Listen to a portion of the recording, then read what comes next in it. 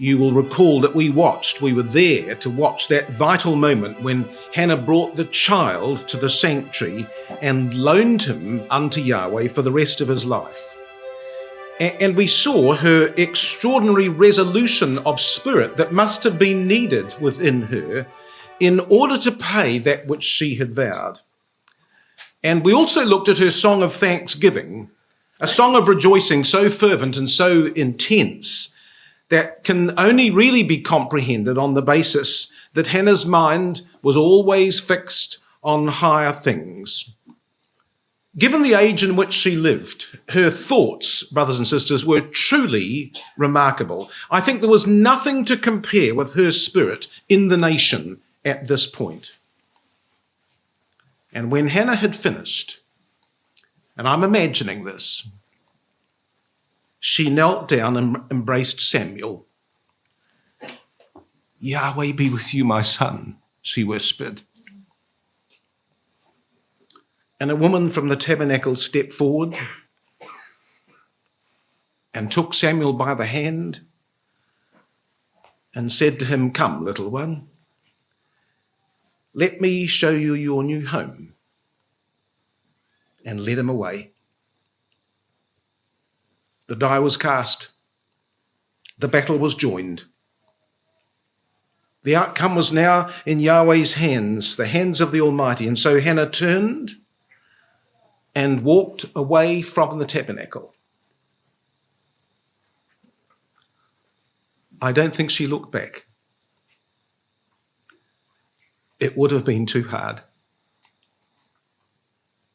So verse 11 says that Elkanah went to Ramah to his house.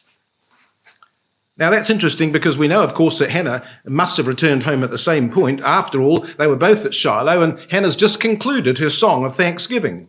In fact, the record details their journey together on other occasions. Do you notice back in chapter 1, verse 19, they rose up in the morning early and worshipped before Yahweh and returned and came to their house in Ramah. And again we will read later on in verse 20 at the end of the verse, and they went unto their own home. And yet this time, in verse 11, it only mentions Elkanah. Now, why do you think the record only focuses on the return of Elkanah home on this occasion? Well, I suggest because the emphasis here is on the fact that Samuel is not just weaned from his mother, chapter 1, verse 24, but he will now be separated from his father and his father's house.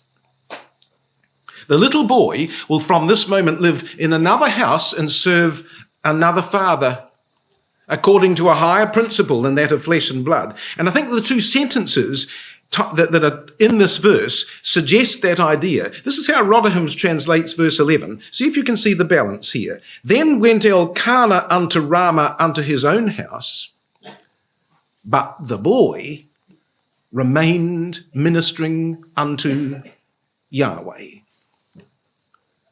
This would be his father now. And the break with Elkanah is part of the story of this change in Samuel's life. And the record says at the end of the verse, and the child did minister unto Yahweh. Now that word minister, sharat, it is used in political and domestic context, but its primary use is about service at the sanctuary and the ministry even of the priests in fulfilling their office. Exodus 28, verse 35 and verse 43 are illustrations of the use of that word. And that's exactly what was happening with the little boy now. And to the age that he had, and to the degree that that age permitted, Samuel would begin to learn the priestly role and the priestly law. He would start his instruction in the Torah, and he'd first learn to read it and then to recite it, and finally he would learn to teach it. And that story's now all beginning. In fact, it says at the end of the verse, he did all that, he ministered unto Yahweh before Eli the priest. So you see, he was under the watchful eye of the old man in learning the Torah. He was only allowed to do those tasks which Eli set and approved. And yet somehow, don't you think, as we read this verse, that the suggestion is that right from this beginning, the spirit of the child was that he ministered unto Yahweh. It's as if from the very first moment Samuel grasped his calling to priestly office. He was a little priest in the making. And just as well that he was, because the sons of Eli, called to a life of holiness in priestly service, never attained unto the honour of that state, as the next verse goes on to tell us, because verse 13 says the priest's custom was, verse 12, the sons of Eli were sons of Belial, they knew not Yahweh. Now, some of you will know that the word Eli comes from Allah, to ascend. It's the word for Olah, the burnt offering, or Aliyah, the going up. And that's where Eli's name comes from. But Belial is from two Hebrew words meaning without, and Yaal meaning prophet. And the words translated naughty, wicked, ungodly, evil. So what we're being told here in verse 12 is that the sons of Eli, far from being sons of ascension, were actually sons of worthlessness. They never ascended into the heights of spiritual thought and worship where Hannah walked in her mind. They were base men and they were corrupt men. And the verse ends by concluding that they knew not Yahweh. Of course, to know Yahweh is the high point of the truth, isn't it, brothers and sisters? That's the point we all desire to reach, the place we all desire to ascend to. Well, this woman did, but these priests didn't. They never did. They were never sons of ascension.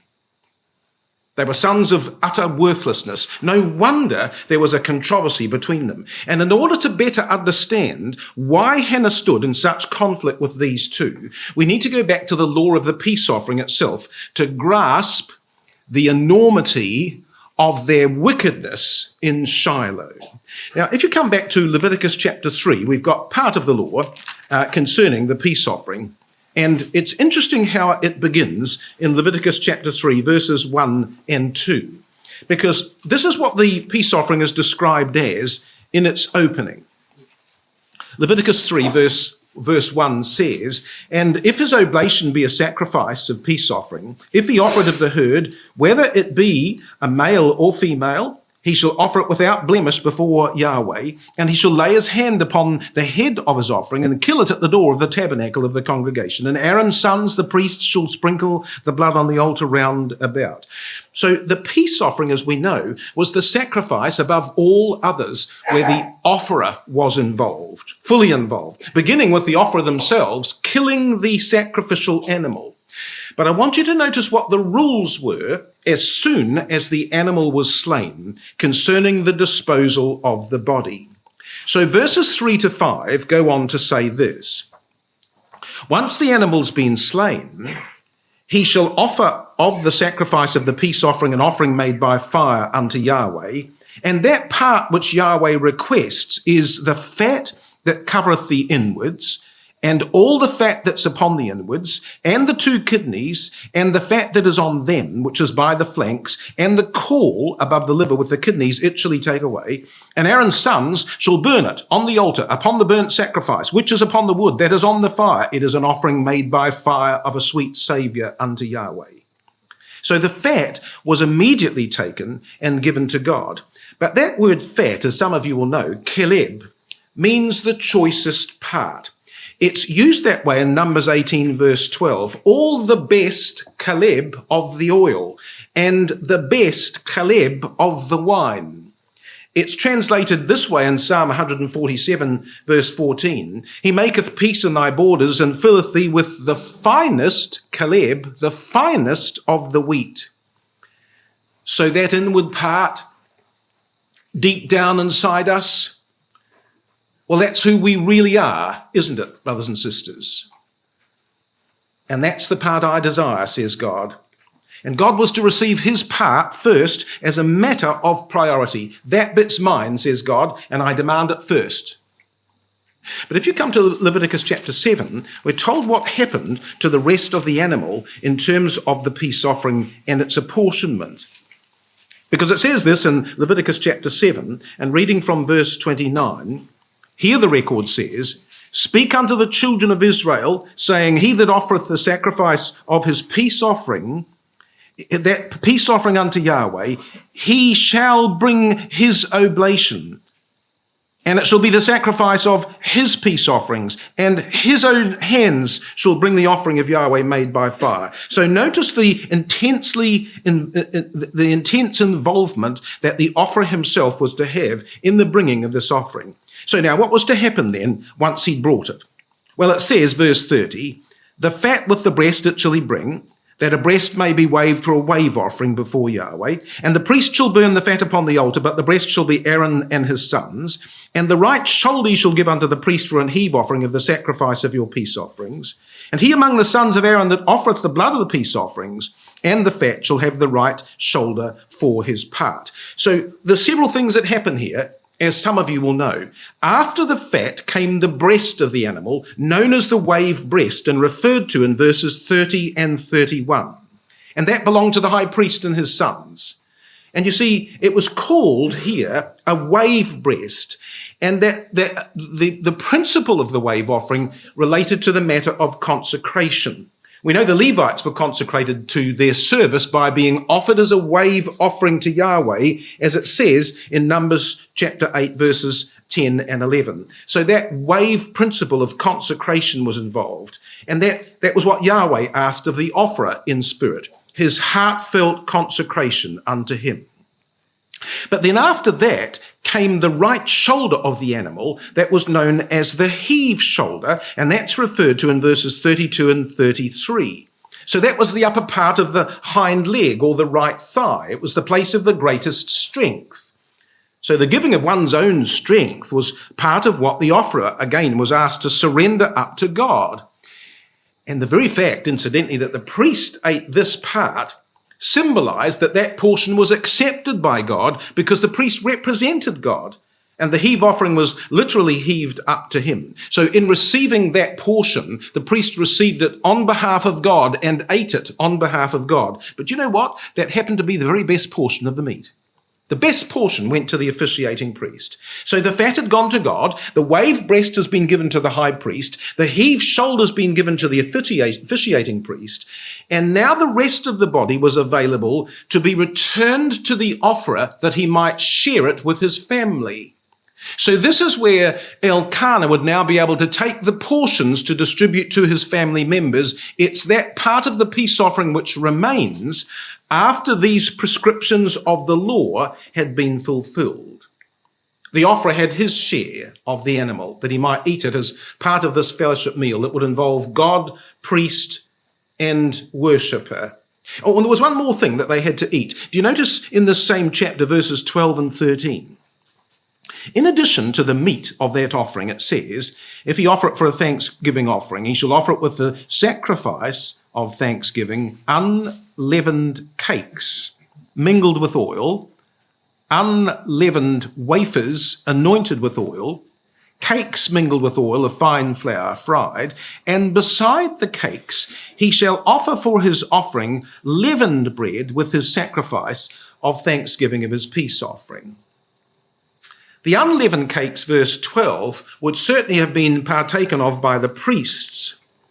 But the leavened cakes, verse 13, now that was astonishing, because this is the only occasion in the law of Moses where leavened bread could ever be used.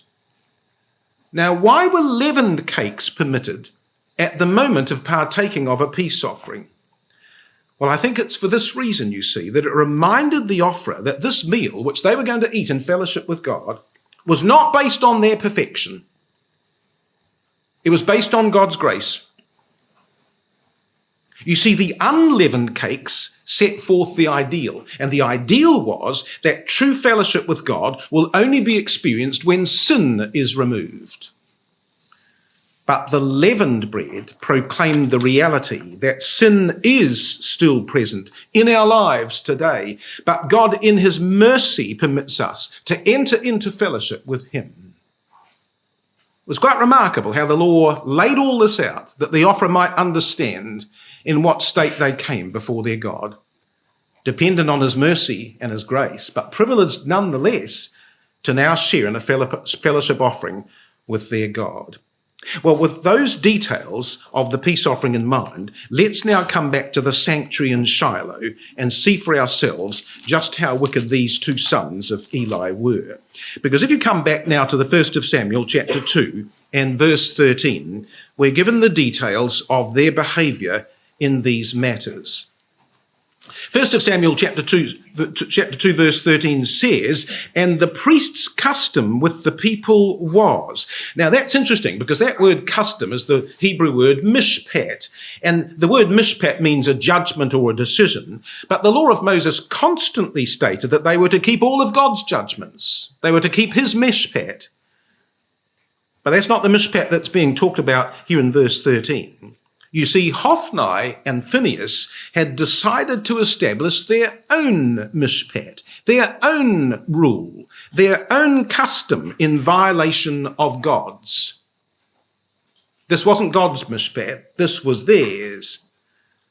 And what that mishpat was, it says, when any man offered sacrifice, and the word zebach again clearly relates this to the peace offering, because it refers to the offerer's portion, and the only sacrifice that could have involved an offerer's portion is the peace offering itself. So what happened was this. When any man offered a peace offering, the record says, verse 13, the priest's servant came while the flesh was in seething with a flesh hook of 3 teeth in his hand. So think about what's happened in terms of the experience of this family, whoever they might have been, Elkanah's household included. The offerer had engaged in confession of sin, the sin offering. They had made a vow of dedication, the burnt offering. And they're now ready to participate in the joy of fellowship, the peace offering. That fellowship meal was being prepared. The meat was cooking. All the other arrangements for the meal were being organised. They were just about to sit down and eat with God. And that was the moment when these priest servants arrived. And it goes on to say that they came with a flesh hook of 3 teeth in his hand. He struck it into the pan, says verse 14, or kettle, or cauldron, or pot, and all that the flesh hook brought up, the priest took for himself. Now, that word flesh hook, it's interesting because that's the same word used for the flesh hooks that were at the altar of burnt offering. That's found in Exodus 27 verse 3 and in Exodus 38 verse 3. Now those flesh hooks were used at the altar to move the sacrificial pieces on God's altar, and they were therefore counted to be part of the holy things of the tabernacle, as Numbers 4 verse 14 tells us. So what these men did is they took God's instruments from God's altar for their own ends. They'd already received the best part of the animal, but these men wanted more. They wanted the best part of what was not theirs. And you notice what the focus is on in these two verses? The focus, verses 13 and 14, I suggest to you, is on aggressive deeds. See verse 13? The priest's servant came with a flesh hook. Verse 14, he struck it into the pan. He brought it up. He took it for himself. This is all about the spirit of aggressive deeds, is it not? He was the spirit of Hophni, the man of the clenched fist. They challenged the portions of the offering, and by interfering in the cooking of the meat of that sacrifice, what they did so successfully was they destroyed the people's fellowship meal with Yahweh. They came between the saints and their God.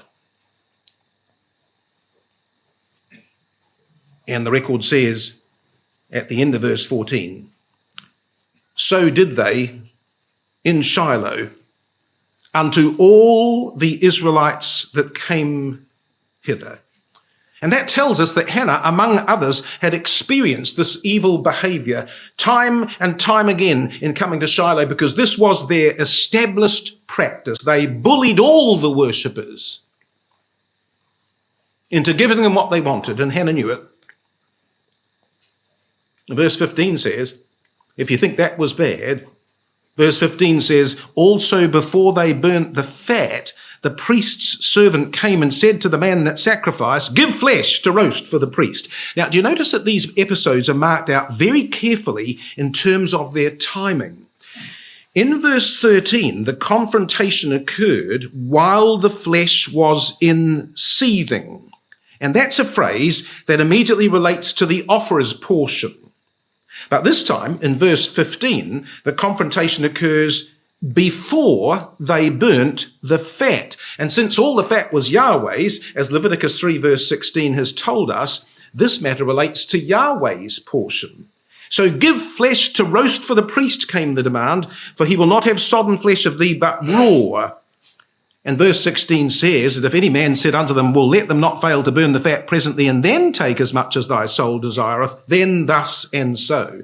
If any man said unto him, let them not fail to burn the fat presently, says the record.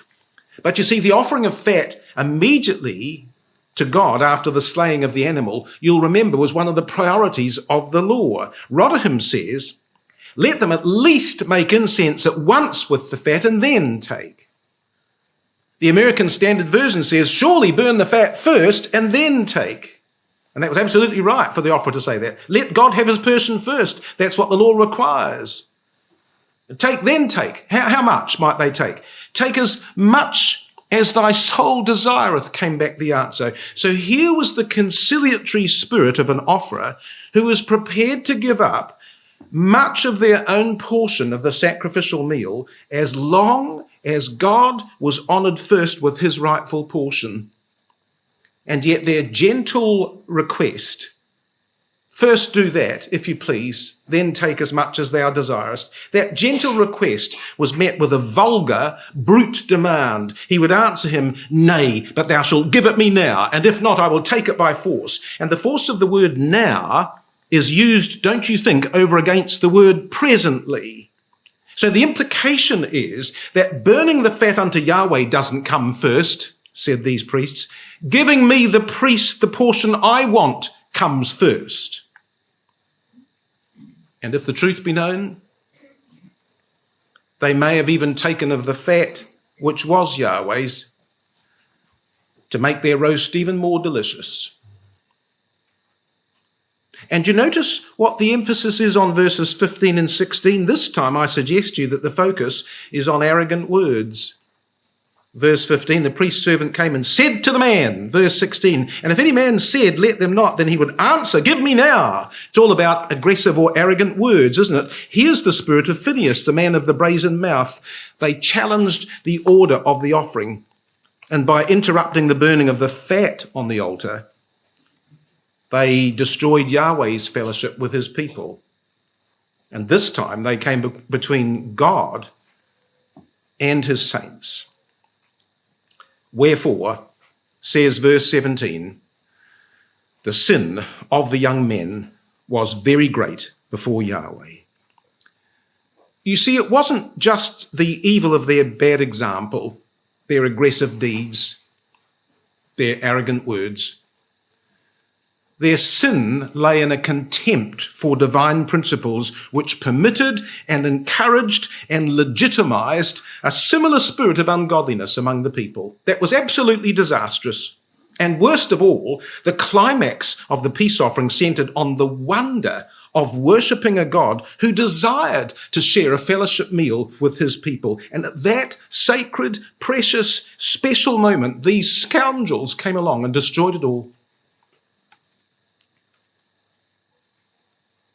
And the result of that, says the end of verse 17, is that men abhorred the offering of Yahweh. Rotherham says men scorned the offering. Green's Little says men despised the offering because everything they did was so harmful to the real objective of godly worship.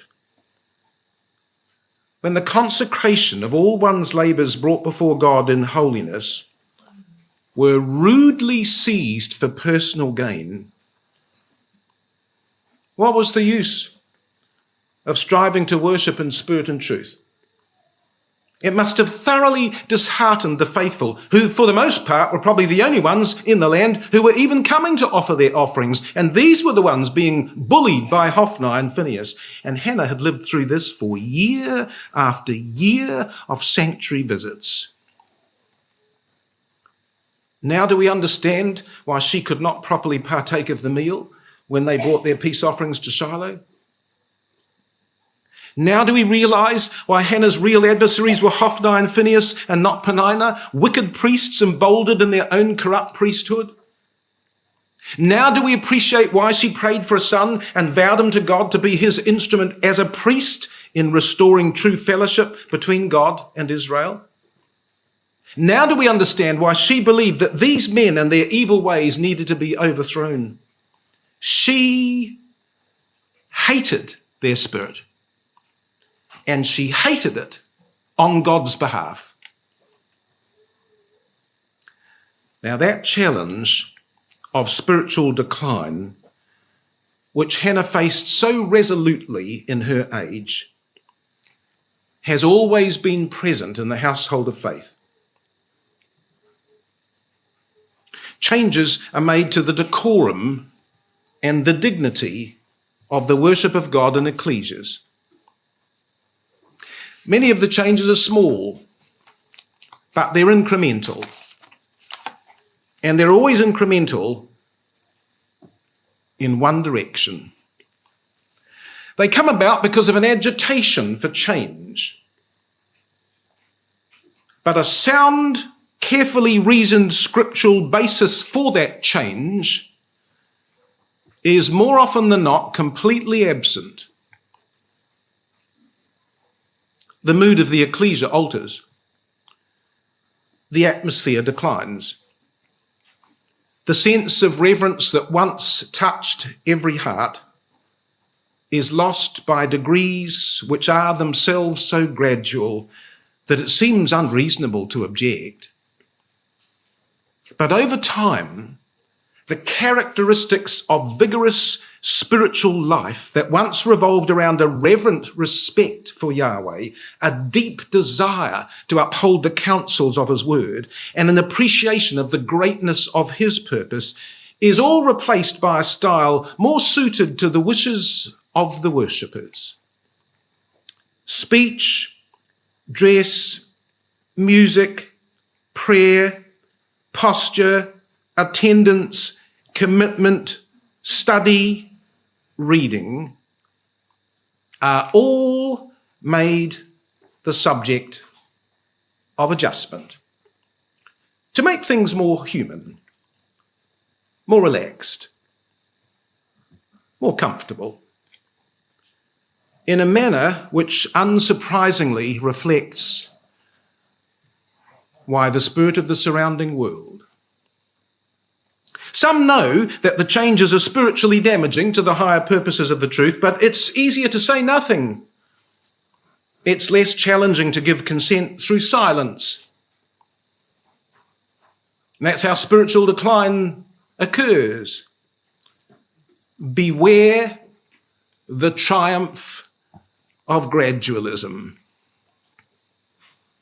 It begins with a few who seek to change the way of worship.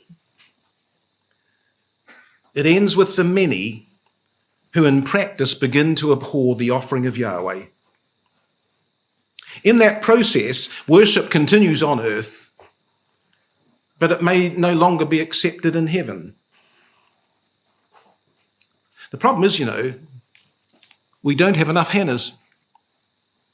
Brothers and sisters who are passionate enough to see the issues and seek to guard the heritage of the truth. See, the challenge for every generation is this. It's to distinguish between changes which arise, but which will not compromise the ways of God, because things do change, and those alterations, on the other hand, of thinking and conduct which will undermine the foundations of the truth.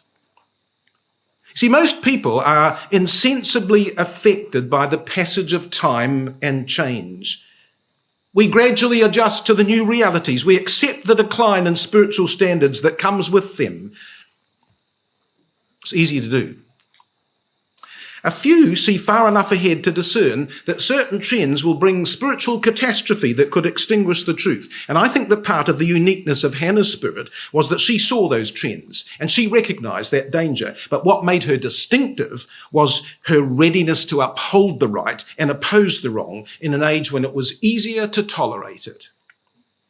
And this episode is part of her response in her day to uphold the right. And that's what she's about in this story right now. So verse 18 says, but Samuel ministered before Yahweh. Now there's obviously a contrast here with verse 17, because verse 17 says that these men, the sin of the young men was very great before Yahweh. But here, Samuel ministered before Yahweh. So you see, whereas Hoffni and Phineas did what they did against the face and in defiance of God, Samuel did what he did toward the face and in honour of God. And that little word but, don't you think? That little word but at the start of verse 18 tells us that there's a deliberate contrast between these two. He, the little boy, was everything that Hoffni and Phineas were not. Now, where did the spirit of ministering come from in Samuel? Well, the answer is from the woman whose child he was. Because you see, this Lent one, left in Shiloh, was quintessentially Hannah's child through and through. I think the spirit of this woman shone in the face of this boy, a love of things divine that gladdened the spirit of all that saw the child at the sanctuary. Because he did all that, as the record says. Again, do you notice at the end of the verse, being a child, or in the middle of the verse, there's almost a sense of wonder about that phrase. He was a child, it says back in chapter 1 and verse 24. He was a child, says chapter 1, it says chapter 2 rather, and verse 11. And now again, he was a child, says chapter 2, verse 18. Rotherham says, as for Samuel, he was ministering before Yahweh, a boy girded with an ephod of linen. A boy. But he wasn't any boy. He was Hannah's child. And therein lay the secret of his role. Oh, and the record says, verse 18, he was girded with a linen ephod. So at some point, you see, I think that Samuel had absorbed his mother's spirit. His own life of Nazirite dedication would embrace Hannah's vow and make it his own. This wasn't just something that his mum and dad were involved in. He, the son, was now going to be part of this journey. From the beginning, he was marked out for priesthood, but we suggest based on a higher order than the Aaronic. Now, just notice a couple of references about the ephod. If you come across the page to chapter 2 and verse 28, the record says this. It tells us that the ephod was a distinctly priestly garment. So 1 Samuel chapter 2 verse 28 says, did I choose him out of all the tribes of Israel, that's Aaron, to be my priest, to offer upon mine altar, to burn incense, and to wear an ephod before me? See, that's a priestly article of clothing. And again, if you come to the 1 Samuel chapter 23, you might remember an episode in David's life where, desiring communication with God, the record says this in 1 Samuel chapter 23 and verse 9, and David knew that Saul secretly practiced mischief against him, but he said to Abiathar the priest, bring hither the ephod.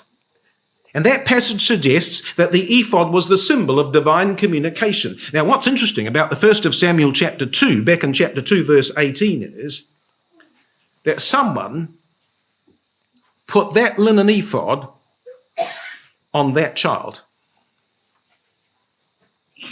Now, who do you think that was? I don't think it was his mother, by the way. His mother's going to provide something different in verse 19, but I don't think she's part of the story of verse 18. Someone put an ephod on that child. Well, we can only guess, and guess we shall, but not until our next study. But the important point to note is that someone saw the future of this child and clothed him with a prophecy of his own destiny. And so this little boy, little though he was, in his ministrations before Yahweh, was girded with a linen ephod. And while Samuel was busy with his new life at Shiloh, his mother was already thinking about their next meeting, because she knew that her contact with him was going to be very limited. They were only going to Shiloh once a year, and so that annual pilgrimage of the family was going to be her only chance, her only opportunity to connect with Samuel, to refocus his direction and to set the scene for the next year of his life, which was to follow once she had returned home to Ramah. So you can imagine that visit and what she would do. Well, all her love and all her care and all her purpose would be poured into that visit. But the question was, as far as she was concerned, how could she make that meeting special? So back home in Ramah, she pondered that question. What could she do to maximize her influence upon him for good? What could she bring that would leave her son with a greater sense of purpose when she returned home? Well, it needed to be something that would bind them together, but that would also inspire Samuel to the greatness of his calling. And she thought about that during that first long year in Ramah. And before her next visit, she had decided on a plan. She knew the answer. She'd thought of a gift that she could give him that would need to be renewed every year, but it was a gift so unique that her son would never forget it.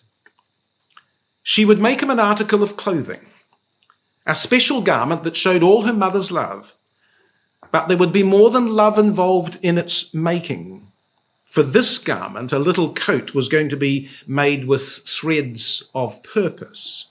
It was carefully cut. It was skillfully sewn. It was folded up and put into a special bag that she would take with her to Shiloh. And so verse 19 says, moreover, his mother made him a little coat. And note that well, his mother inspired him. She did this. Not his father, his mother. His mother brought the little coat, says the record. This again is Hannah's action and Hannah's thinking being outworked. So she was going to make a little coat for him. Now you stop and think about this in terms of the visits and the annual pilgrimage to the feasts. Of course, you realise that when all the feast days were ended, there would be many months of cold before spring returned, and with the spring, the feast of Passover.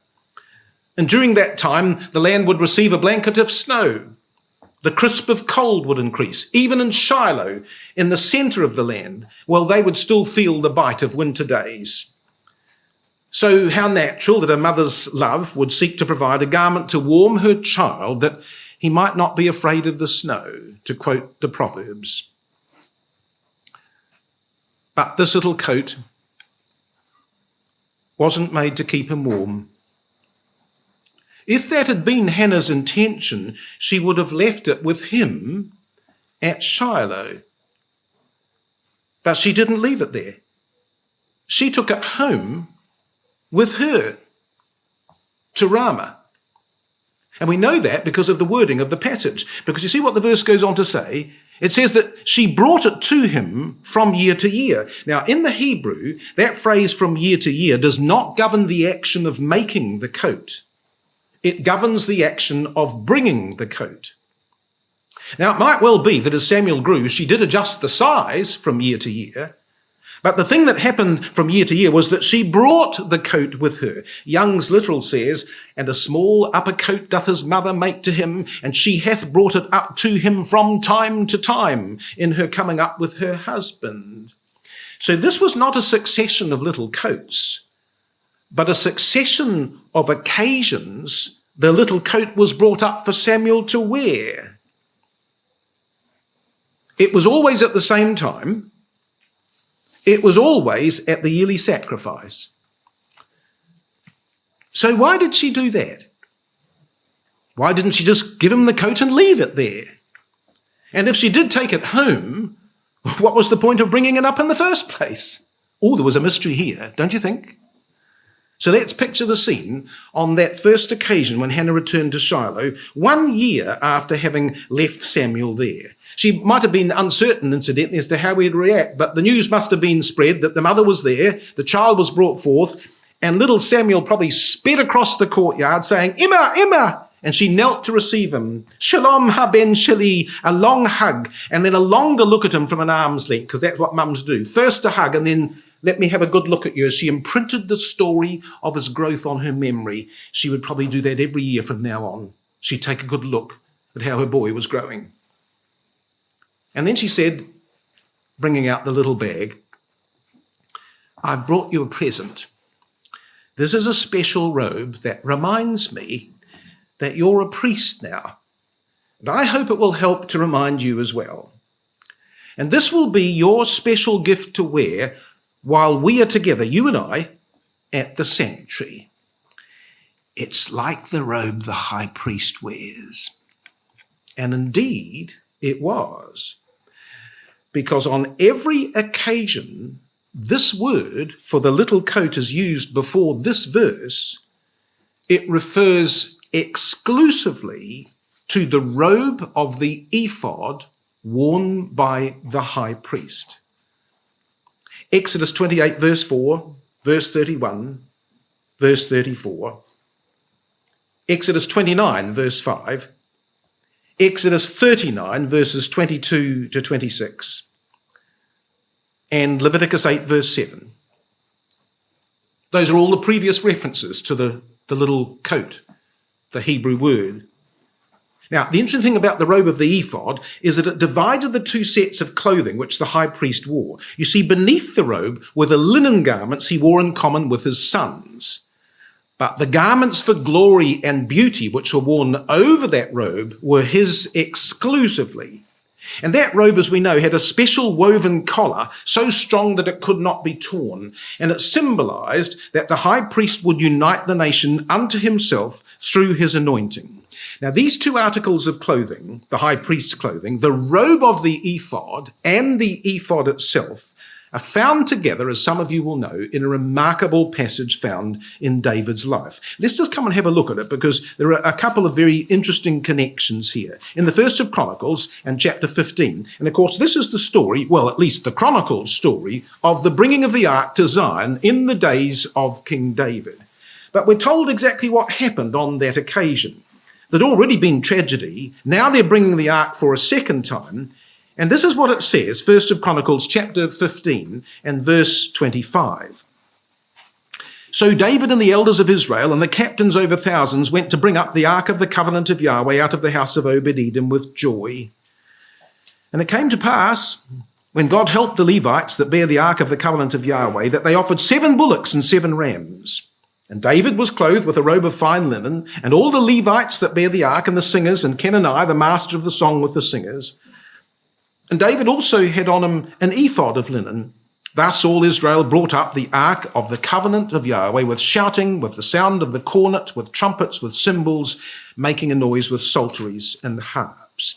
So David, in an ecstasy of joy and under the power of the Holy Spirit, now is part of this joyful procession that brings the ark of God to Zion. And do you notice that in verse 27, only one person happens to be clothed with 2 articles of clothing, and that happens to be David. So we're told in verse 27 that David was clothed with a robe of fine linen, but also he was clothed at the end of the verse with an ephod of linen. And that robe of fine linen at the start of verse 27 is the same word for the robe of the ephod. Now, what was all this about on this occasion in David's life? Well, David, in his ecstasy of joy, was setting forth within himself a prophecy of Christ's future work. And that prophecy was this, that he would be both Messiah King, Mashiach Melech, and Messiah Priest, Mashiach Kohen. Now, where was David at this moment? He was in Salem, the city of Melchizedek, the man who was both king of righteousness and priest of the Most High God, as Genesis 14 verse 18 calls him. And the record here expressly tells us that David, and only David, actually wore these 2 garments on this occasion. So this was the prophecy that David was setting forth, that he, who as representative of his people was king of righteousness, the robe of fine linen, would also have the right to enter into the presence of deity for divine communication as the priest of God, the ephod of linen. And only one man had ever held those rights in unity, and his name was Melchizedek. And he brought forth a fellowship meal, you'll remember, of bread and wine, says Genesis 14. Come over the page, you see what David does in chapter 16, verses 1 to 3 of First Chronicles. Do you think David understood the Melchizedek story? So they brought the ark of God, set it in the midst of the tent that David had pitched for it, and they offered burnt offerings and Oh, do you notice? Peace offerings. And when David had made an end of offering the burnt offering and the peace offerings, he blessed the people in the name of Yahweh, and he dealt to every one of Israel, both man and woman, to every one a loaf of bread and a good piece of flesh and a flagon of wine. He brought forth bread and wine, just as Melchizedek did in Genesis.